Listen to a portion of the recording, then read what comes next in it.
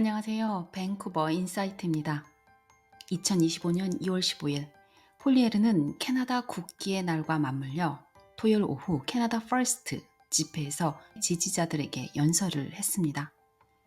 폴리에르 집회가 열린 건물 밖에서는 이민부 장관 마크 밀러가 깃발이 제대로 세워졌는지 확인하기 위해 들렀다고 말하면서 마크 밀러는 폴리에르가 이전에 캐나다가 망가졌다고 말했으면서 동시에 캐나다가 세계 최고의 나라라고 말하는 것은 맞지 않다고 비판했습니다. 토요일 아침 자유당 리버럴은 폴리에르의 성명과 트럼프의 성명을 비교하는 새로운 광고를 게시했습니다. 광고는 폴리에르가 잘못된 선택, 잘못된 시간이라고 주장하면서 끝납니다. 앞으로 연방선거를 앞두고 서로 흠집내기에 바쁠 것 같습니다. 그리고 2월 15일은 캐나다 국기의 날이기도 합니다. 그래서 폴리에르는 정치적 입장과 관계없이 모든 사람에게 이번 주말에 캐나다 국기를 개양하자고 독려를 했습니다. 여러분들이 알고 있는 캐나다 국기는 1965년 2월 15일 정오에 밝은 색의 단풍잎 깃발이 처음으로 의회 언덕에 개양되었습니다. 올해로 60주년을 기념합니다. 우리는 3년 전 캐나다인들은 모두 함께 캐나다 국기를 휘날리며 단합을 했습니다. 그 이유는 자유를 빼앗아간 트루도 정부에 맞서기 위해서였습니다. 그런데 오늘 트루도는 미국 관세 위협에 대항하기 위해 캐나다인들의 단합을 요구하고 있습니다. 3년 전 캐나다 국기를 휘날리는 시위대는 트루도 정부에 짓밟혔고 사람들의 은행 계좌는 동결되었습니다. 오늘의 캐나다인들은 3년 전 그날을 잊지 않기로 단합하고 있습니다. 다음 영상은 보수당 리더 폴리에르의 첫 집회 영상입니다. 편집하면서 많은 생각이 들었습니다. 여러분들도 직접 끝까지 듣기를 바랍니다. 앞으로 있을 여러분의 선택에 후회가 없기를 바랍니다. Here in Canada. Well, that is the real question, and that is the subject that we're gathered here today to discuss. Because Anna and I understand that our stories would only be possible here in Canada. Only in this country could a refugee from Venezuela, who started in a basement Montreal apartment and the son of a teenage mother, raised by two school teachers, dream of standing on this stage leading Canada's national founding political party. Because that is the promise that this country makes to every Canadian, regardless of birthplace or background, that anyone from anywhere can achieve anything, that hard work gets you a great life with a beautiful house on a safe street protected by brave soldiers under a proud flag. But that promise did not happen by accident. It took courageous leadership for us to be here today. And we as Conservatives have a special duty to carry on that legacy. Conservatives, as the party of Confederation and John A. Macdonald, will restore the promise of Canada. Our founding leader united our country from the Atlantic to the Pacific and warded off American designs to dominate our continent. In the words of our great first Prime Minister, Conservatives will fight, and I quote, to give us a great, a united, a rich, an improving, a developing Canada, instead of making us a tributary to American laws, American railways, American bondage, and American tolls. That is the rich conservative legacy to Canada, deliberately resisting American annexation for hundreds of years. Now more than ever, we owe this country, we love this country, and we will fight every day and every way to pass down to our kids the blessings we inherited from those who came before us. Sometimes it does take a threat to remind us what we have, what we could lose, and what we could become. The unjustified threats of tariffs and 51st statehood of Donald Trump have united our people to defend the country we love. We must respond with strength, and strength means leverage. America has leverage, and we have leverage. I will use that leverage. Retaliation is only the beginning. Yes, we need to retaliate. If they put tariffs on our steel and aluminum, I will put tariffs on their steel and aluminum. If they hit us with generalized tariffs, we will respond dollar for dollar. Yes, we will carefully target American goods that we don't need, can produce ourselves, or we can get elsewhere to maximize the impact on Americans while minimizing the impact on ourselves. 100% of the proceeds of these counter tariffs will reimburse our businesses and workers that are directly impacted, and the rest will go to tax cuts to relieve Canadians. Not one penny will go to government spending. We cannot use this crisis as yet another liberal excuse to raise taxes or to do money printing, spending, which will only cause inflation. What we will do instead is use our leverage to fight back. We will make sure that Americans know that they will be paying the tariffs they impose on us. I will send the clear message so that everyone in key American states understands that they will pay the price for the decisions to punish our country. Refinery workers, home builders, automakers, and others will need to know that their jobs depend on the goods we sell them, and that tariffing those goods will lower their wages and threaten their jobs. And it doesn't stop there. America cannot power its energy-hungry future without buying surplus power that we make. You know, Google, Amazon, Microsoft, and Meta are all turning to nuclear power, in some cases buying or building their own nuclear plants to power AI data centers. In fact, these data centers, you know, when you do a chat GPT inquiry, it takes 10 times as much electricity as a Google search. Isn't that incredible? That's the power of this AI, artificial intelligence. You know we have artificial intelligence in the government, eh? A different type. The Americans will need nuclear, natural gas, hydro that can power those centers. And we have cold weather here that reduces the cost of cooling them. We can leverage that power while protecting our people. Americans need our radar, surveillance, ongoing cooperation to keep us both safe against intercontinental and supersonic missiles and other threats. They need our minerals, uranium, oil, and gas. Finally, we must remind our American friends that a trade war will simply reduce the funds both our countries have for our shared North American defense. It will make us less safe. As Winston Churchill said, though, you can always count on the Americans to do the right thing after exhausting all other possibilities. So let me spell out the possibilities for our American friends and speak directly to them. Option 1, you can carry out an unprovoked attack on our economy. Your consumers will pay more and your workers will make less. Gas prices will skyrocket. You will turn a loyal friend into a resentful neighbor, forced to match tariff with tariff and to seek friends everywhere else. Both our economies will weaken, leaving less money for defense and security, and our enemies will grow stronger. Option 2, we trade even more, and both our workers make more. Our consumers pay less. The resulting GDP boost allows Canada to further strengthen its border and up our military spending to 2% of GDP faster. We stop fentanyl, terrorists, supersonic missiles, and other threats. We team up against the unfair trading practices of other countries. Both America and Canada separately, will end up safer, stronger, and richer as a result. Oh, and there's something else. There's something else I'd like to say to our American friends. We've always loved you as our neighbors and friends. There is no country with whom we'd rather share a border. The longest undefended border in the world. We know America is the biggest economic and military superpower the world has ever known. And we've been a good neighbor. We fought on the same side of the same wars. We paid with Canadian lives and treasure to fight for America, avenging the 9/11 attacks.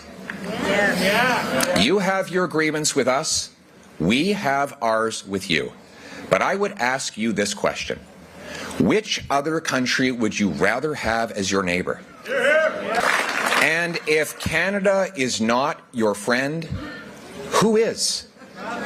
See, the problem is at times we might be too polite, soft-spoken, and humble for our own good.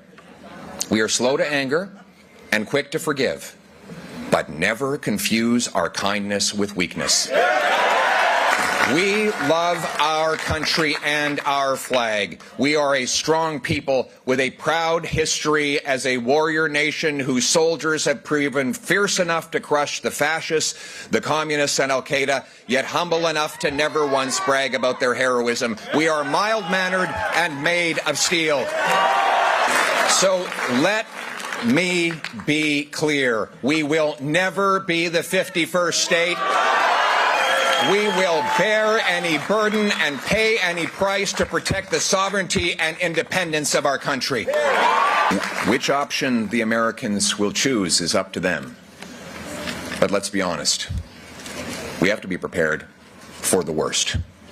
Simply put, we can no longer depend on the Americans alone for our trade. We can no longer think of them as our backup defense. These threats, my friends, are a wake-up call. We should be the wealthiest and most self-reliant economy in the world today, given our natural resources. But instead, here we are. We have the fourth biggest supply of oil, yet we must import 179 million barrels of foreign oil every year because of the liberal No New Pipelines Act, which is still law today. We are the fifth biggest supplier of natural gas, but we can't export a single cubic foot of it overseas because we don't have a single liquefaction facility. The Liberals, according to Trudeau and Carney, they don't believe there is a business case for LNG plants. We have the fewest homes per person in the G7, even as we have 10 times as much land to build on as the second biggest country. Because taxes and bureaucracy block home building, leaving our youth without houses. We sell twice as much to the Americans as we sell to Canadians in other provinces because trade barriers governments impose block us from selling and buying with each other. We have the third most farmland per capita in the world, yet food prices rose 37% faster in Canada over the last 5 years than they did in the U.S. because the Carney-Trudeau carbon tax on farmers and truckers rose the price. Now, what have the Carney-Trudeau Liberals done about this? Well, they doubled the debt. They doubled housing costs. They doubled food bank lineups. They blocked Canadian energy in favor of dirty dictator oil. They raised taxes on work and investment and have driven an astonishing, eye-watering $500 billion to the United States in Canadian investment that now pays to create American jobs. All of this before a single tariff was applied. Now, Liberals would like to instrumentalize the tariff threat to distract from the record of the Carney-Trudeau Liberals over the last 9 years. They say that we should just forget about all the damage they've done to our country because of the tariffs that might be coming down the road. In fact, the opposite is true. Think of it, my friends. If Carney-Trudeau policies did this much economic harm before tariffs, imagine the devastation they would cause after tariffs. We need a Prime Minister who will put Canada first, our workers, our businesses, our economy, our borders, our military. We must, well, I need you too. Are you with me? Thank you. I thought so. And we must be able to stand on our own 2 feet, no longer helplessly dependent on the Americans. You know, the media is now saying that I should change my entire platform because of the tariff threat. In fact, the Trump tariff threats have proven conservatives right on everything. It's true. Everyone now admits, or they claim to admit, that conservatives were right on the liberal capital gains tax hike, that conservatives were right on the carbon tax, on pipelines, on LNG, on fentanyl, the borders, immigration, and the need to celebrate rather than cancel our proud history and country.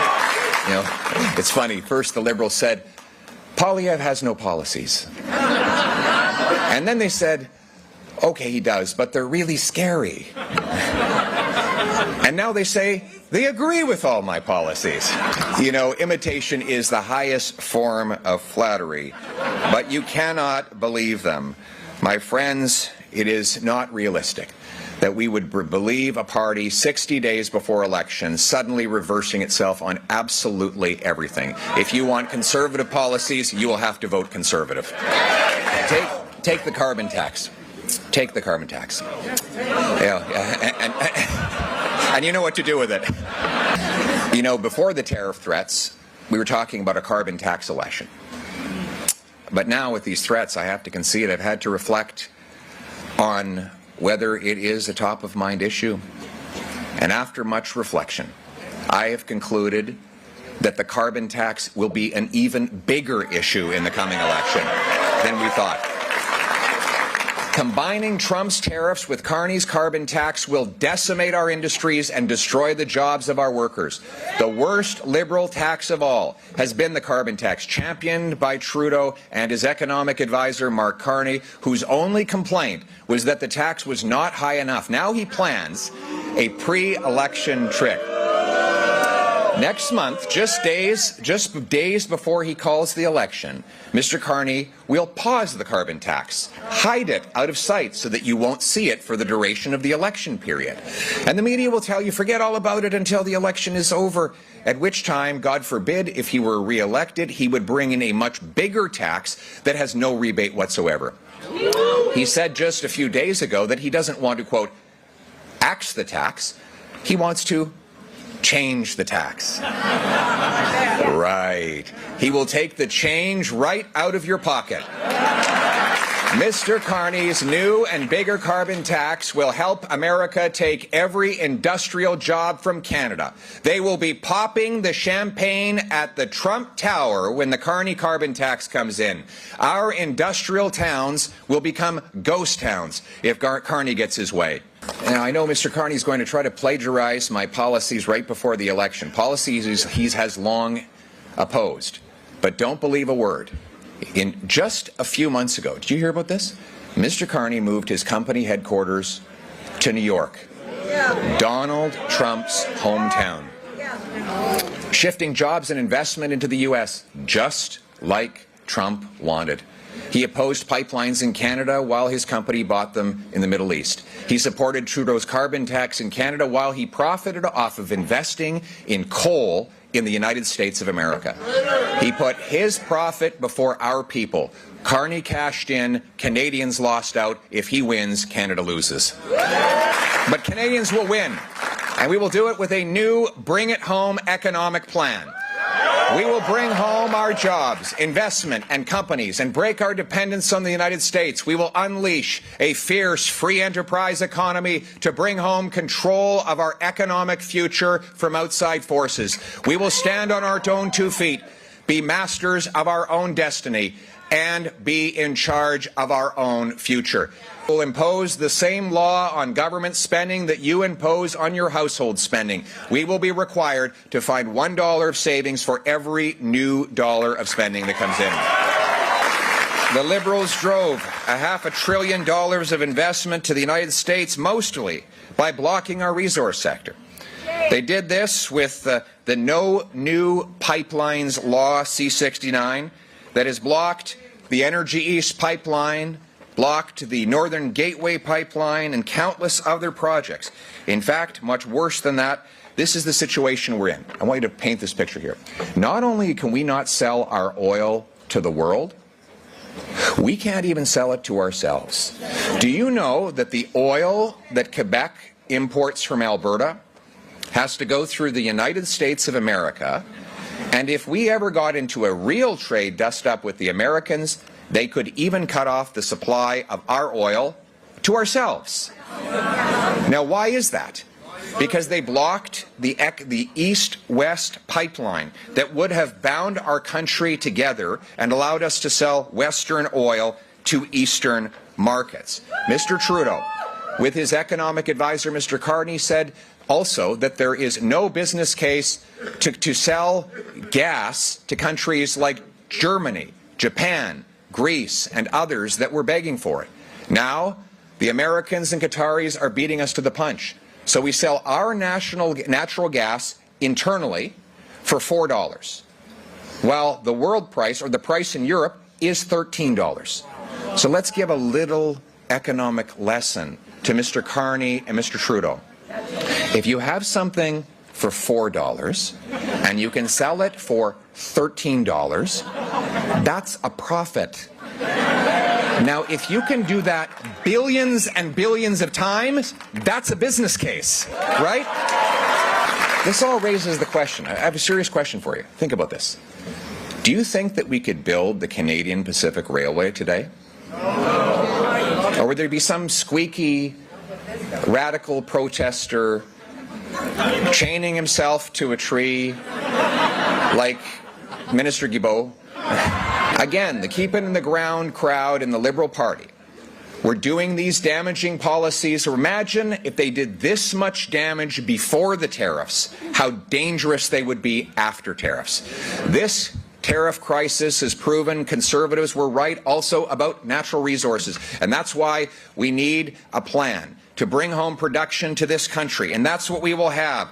My common sense plan to unleash the production of our resources will allow us to be self-sufficient. We will incentivize Indigenous leaders to support these projects by letting companies pay a share of their federal corporate taxes to local First Nations. Second, I'm announcing, and by the way, that will allow First Nations to spend that on clean drinking water and a better future for their people. I want the First Nations people of Canada to be the richest people in the world. I am announcing today that within 60 days of taking office, I will repeal the unconstitutional No New Pipelines Law, C-69. We will replace it with a new law that protects nature and gets projects approved within a year of an application. Third, I will rapidly approve LNG plants, pipelines, mines, and other key projects. Fourth, I will immediately greenlight federal permits for the Ring of Fire in Northern Ontario. We will harvest chromite, cobalt, nickel, copper, and platinum. And, my friends, we need to go from an exclusively north-south economy to an east-west economy. So let me say clearly and unapologetically in French and in English, I support a national west-to-east pipeline from the prairies to St. John, New Brunswick. We need new trade partners. We sell 75% of our exports to the Americans. I've got a new export partner in mind, a new country that we're going to use to become less dependent on the Americans alone. Great country, nice people, they speak French and English, cold climate. It's called Canada. Right now, we have tariff barriers between our provinces that are almost as big as the one that President Trump is threatening. That's why we sell twice as much to the Americans as we do to ourselves. This is madness, my friends. Within 30 days of becoming Prime Minister, I will bring together the premiers with the aim to remove the hundreds of pages of carve-outs and exemptions in the Canada Free Trade Agreement that slow or stop goods from moving from province to province. We will set up a Blue Seal test and trade that provinces test and licensing process so that provinces can accept and allow doctors and nurses from all across the country. And furthermore, we need to allow the 20,000 immigrant doctors and 32,000 immigrant nurses to quickly take a test and get to work, reducing wait times in our hospitals. And to get the deal done, this will boost our GDP. Billions of dollars of extra tax revenue will result not from higher rates, but from a bigger, freer economy. And I will use the extra federal revenue from free trade to pay a bonus to each province that voluntarily knocks down barriers and opens up its market to fellow Canadians. Across Canada, they can easily traffic deadly doses of fentanyl, guns, and illegal migration into Canada. We must take back control of crime, drugs, and the border from the radical, borderless, woke ideology of the Carney-Trudeau liberals. They allow 99% of shipping containers to enter uninspected. The government's own report says there are as many as 500,000 people here illegally, but they admit they're not quite sure because they've lost count.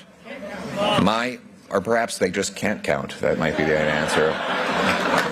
My Canada First plan will deploy military helicopters and surveillance to the borders, add 2,000 new border agents, expand the powers to patrol the full border, install new high-powered scanners, towers, and drone systems, and track departures so that we actually know if the people deported have left the country.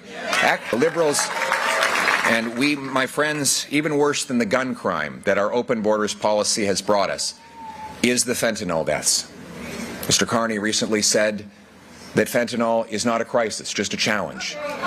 He should tell that to the families of the 50,000 Canadians who have lost their lives to these horrible poisonous drugs in the last 9 years. Do you know we've lost more people to fentanyl overdoses in this decade than we lost fighting in the Second World War? The Liberal laws C5 and C75 allow drug kingpins out on easy bail and house arrest. They've legalized fentanyl possession and given out tax-funded opioids that ultimately get resold to children. They ban you from using a plastic straw, but allow you to use cocaine. So next time you're snorting up, just make sure you use a paper straw to save the world. This radical liberal drug liberalization has killed 200% more people a year. Recently, a lab in BC was shut down with enough fentanyl and ingredients to kill 95 million people. Selling large amounts of fentanyl is like firing bullets into a crowded room. You might not know who you're killing, but it is certain that someone will die. So we must treat mass fentanyl traffickers for what they are, mass murderers. And that is why my government will repeal Liberal laws C5 and C75 and bring in mandatory life sentences for trafficking and producing over 40 milligrams of fentanyl. 40 milligrams is enough to kill 20 people. We will lock up and throw away the murderers who are killing our families. More important than what I will do is why I will do it. You know, it shouldn't have taken President Trump to get the Liberals to wake up that there's a fentanyl crisis in this country. I'm not doing this for him. I'm doing this so that there's not one more Canadian parent that has to collapse on the ground on learning that their child has died in a back alley somewhere. We must reinvest in treatment and recovery to bring our loved ones home drug-free. And so my message to those who are struggling with addiction is this: hang on, have hope, help is on the way. We will protect our people, our soils, our skies, and our seas. We will stand on guard for our people at home and around the world. Our military will protect our national interests by carrying our weight in North America to secure and leverage more trade with the U.S., all while becoming less reliant on them for our defense. After 9 years of Liberal incompetence and disdain, our military is weakened and our allies no longer respect us. Job one for a new Conservative government rebuilding our armed forces is to protect our true north. Hostile powers like China and Russia want our resources, our shipping routes, and to be within striking distance of our continent. We won't let them. We will defend our seas, skies, and soil. We will always be the true north, strong and free. Part one of our Canada First plan for our north will add 2,000 more Canadian Rangers, our eyes and ears in the north. It will deliver 4 heavy icebreakers for the Coast Guard and the Navy, and we will establish Canada's first permanent Arctic base since the Cold War, CFB Iqaluit. Canada will honor its men and women in uniform. The patriotic men and women of these forces will have the tools they need to defend our country, and our military will be guided by a warrior culture and not a woke culture. My friends, we are a strong nation. No outside force can stop us unless we let them. But just as terrible economic policies have threatened our economic independence, so too have the radical post-national ideologies that say that Canada has no core identity threatened our national sovereignty. As the great Nova Scotian Joseph Howe said, "A wise nation preserves its records, gathers up its monuments, decorates the tombs of its illustrious dead, repairs the great public structures, and fosters national pride and love of country by perpetual references to the sacrifices and glories of the past." We will end cancel culture and stop the war on our history. Our national museums will celebrate the great achievements of Canada, telling the unvarnished truth that on balance, this is the greatest country on earth precisely because of the goodness of those who came before and sacrificed so that we could have what we call Canada today. We will celebrate. We will celebrate rather than tearing down our heroes in history. We will defeat this insidious and divisive cancel culture that sought to destroy our national pride and monuments. They've even tried to destroy the great founder of this country, John A. Macdonald. Well, I've got a message for them. If there were no John A. Macdonald, there would be no Canada. Under a Conservative government, I promise you we will build new statues and name new public structures after the great founding Prime Minister of our country. His name will go on public structures and other places of national importance. I will also defend and preserve our proud military traditions. Our military traditions, that means that I will reinstate the great Royal Navy marching anthem, Heart of Oak, so that generations of sailors can carry on this beautiful tradition. We will promptly complete a long overdue monument to the brave Canadians who fought and died for us in Afghanistan. We will add new criminal code penalties for anyone caught tearing down or defacing our statues and monuments. And then there's our passport. We will restore Terry Fox, Vimy Ridge. We will restore Terry Fox, Vimy Ridge, the famous five, the Blue Nose, the Fathers of Confederation, Indigenous people, and our military heroes to our passport. Our heritage and citizenship departments will be using a policy of promoting our common national identity. That will be embedded in our immigration policies, in our heritage policies, and in everything we do. The goal is not to erase differences, but to bridge them. We will strengthen the bonds of common country between Canadians of different background, race, birth, region. It starts with the institutions that bring us together.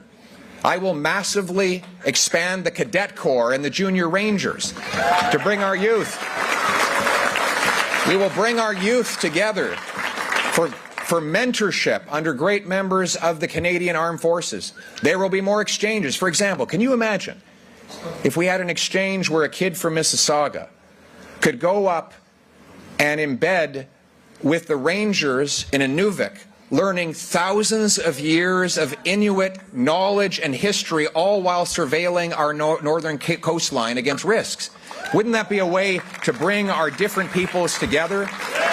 You know, I remember when I was a kid, I was 20 years old, and I went on this exchange to Chicoutimi in Quebec. And here I was, an Alberta kid who had lost a lot of the French that my dad taught me.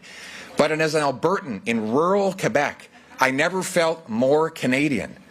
Sitting around the table with the Dubé family and letting them tell me their stories and realizing how much we had in common. Learning in a classroom how to properly speak the language that I still haven't quite mastered. We're going to remove the two solitudes by bringing everyone in this country together. And there's no more important moment than when you become a citizen as an immigrant to this country. It's a precious inheritance. I've been to some of these beautiful citizenship ceremonies. They're very emotional. Most immigrants used to take the entire day off so they could celebrate and take pictures. Yet the Liberals, since COVID, have been phasing them out and instead replacing them with online ceremonies. They're even working on what they call click citizenship, where you become a citizen by clicking online. The citizenship oath is a special moment and should not be a simple administrative nuisance like renewing your driver's license. But my government will restore in-person citizenship ceremonies. And we will add the following words to the existing oath. I pledge gratitude to those who worked, sacrificed, and gave their lives to defend the freedom I now enjoy and to build the country I now call home. Like the people before me, I pledge to fulfill my duties as a Canadian citizen. We have seen the government divide people by race, religion, gender, vaccine status, and more. No wonder hate crimes are up 251% in 9 years. Places of worship are firebombed and shot at. And for the first time, the world's problems are spilling onto our streets. That must end, and when I am Prime Minister, it will end. Laws will be enforced. People who engage in this activity will be locked up, and they will pay a serious price. Those who are visiting the country on a visa and are not citizens or permanent residents that engage in hateful violence will be deported from the country. And we will treat all our people, regardless of their race, as Canadian and Canadian first with no hyphens. We will be a self-reliant, sovereign country that stands on its 2 feet. We will reward work, unleash entrepreneurs, harvest our resources, make our own goods, trade with each other, build homes for our youth, rebuild our borders and military, honor our history, and raise our flag. What binds us together is the Canadian promise that anyone from anywhere can do anything, that hard work gets you a great life in a beautiful house on a safe street, wrapped in the protective arms of a solid border defended by brave soldiers under a proud flag. To preserve that flag and its promise, we must work together, fight together, and win together. That is what it means to put Canada first. But I warn you, it will not be easy. We may have very hard days ahead. But I have a question. Do you think making Canada was easy? No. Do you think it was easy for the Inuit to sleep in homes of snow, pull dinner out of the icy waters, and survive thousands of winters in minus 45? Pensez-vous que... Do you think it was easy to drive the spikes into the Canadian Pacific Railway, into the frozen ground, through the rock, muskeg, and mountains? Chinese laborers, under brutal conditions, forge a ribbon of steel that unites east to west. Do you think it was easy for the Canadian teenagers living in frozen, rat-infested trenches only to run out towards flying metal to attack and beat the Germans in World War I as their sons and daughters would again do in World War II? Do you think it was easy for Terry Fox's cancer-ravaged body to run across our land, pounding his one and only leg again and again on lonely highways with chipped bones and blistered limbs to fight the disease that would later take his life? No, none of this was easy. Making Canada was hard.